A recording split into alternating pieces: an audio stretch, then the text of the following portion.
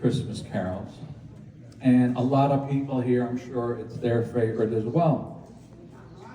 When I lived in New York City, I would go to midnight mass at St. Patrick's, and they always had a guest soloist who was either from the Metropolitan Opera or the New York City Opera. And they would sing this song during the communion service. And with that organ and the trumpets and the timpani and that glorious voice, it was just, you got chills listening to it. Well, the song itself has a very interesting past.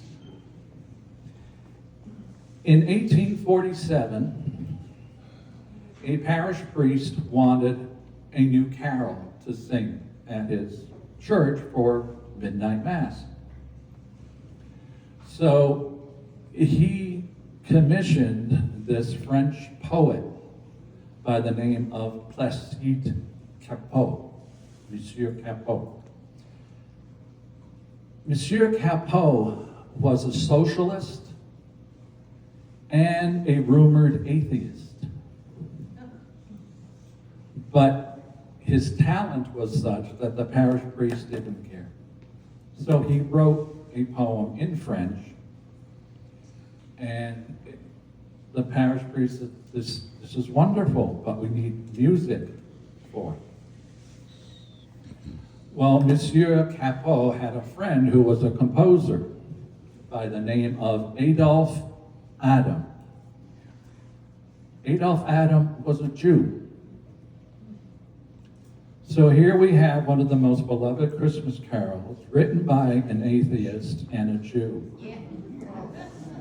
Interesting. Because of that, for decades it was banned by the Catholic Church because of its non-religious origins. The French people did not care. They would sing it in their homes. If they couldn't sing it in church, they'd sing it in their homes. And it became very popular. In 1855, it made its way to the United States. And people loved it, but they couldn't understand a single word of it. So they commissioned a gentleman by the name of John Sullivan Dwight to write English lyrics to this Christmas carol. Mr. Dwight was an abolitionist, which meant he did not like slavery. And he was also a part-time inventor. Well, after he wrote it, and it became more and more popular, the Catholic Church relented, and they allowed it to be sung in churches.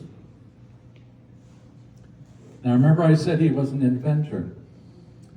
In 1906, there was a thing called wireless radio. Wireless. Remember wireless? It was like ship to ship or ship to shore, and you didn't need like a telegraph wire, but you could tap out, right? Well, Mr. Dwight, being an inventor, he created this microphone that rather than just he was able to transmit the human voice over air. And in 1906, on Christmas Eve, again, he spoke into this microphone. And it came to pass in those days that there went out a decree from Caesar Augustus that all the world should be taxed. And after he finished that, he picked up his violin and he played "O Holy Night." Disconnected. So, interesting, "O Holy Night" was the very first song that was ever broadcast over radio. So, I learned a lot by looking up that song. Very interesting, you know, a Jew an atheist, an inventor, everybody's in on it. Doesn't matter, it's a beautiful song. I hope I can do it justice.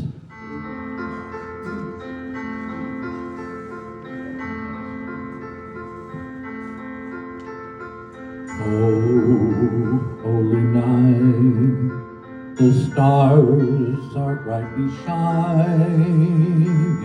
It is the night of the dear Savior's birth.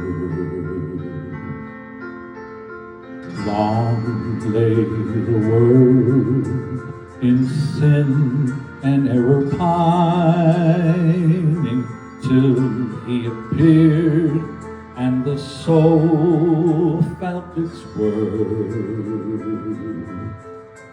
A thrill of hope, the weary world rejoices, for yonder breaks a new and glorious morn. Fall on your knees, oh, hear the angel voices,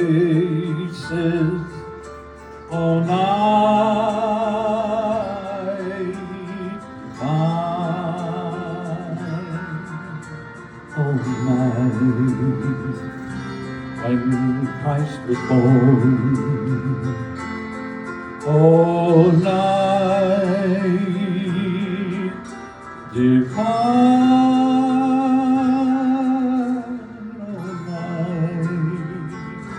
oh, night divine.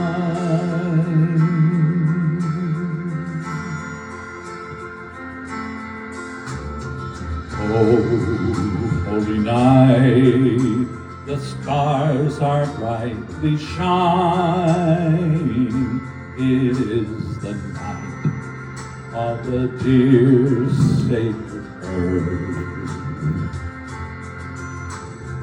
Long lay the world in sin and sorrow pining, till he appeared and the soul felt its worth.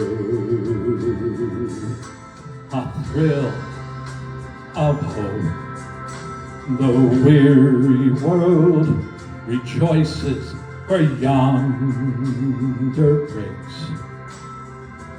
a new and glorious morn. Fall on your knees, oh, hear the angels' voices, oh, night divine, oh, night when Christ was born, all night divine, all night, all night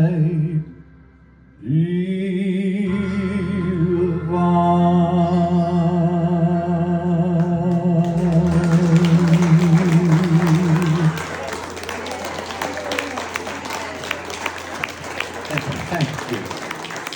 Thank you so very much. Please allow me a 10-minute break. And I hope I still see you all when I come back. Thank you. Thank you very much.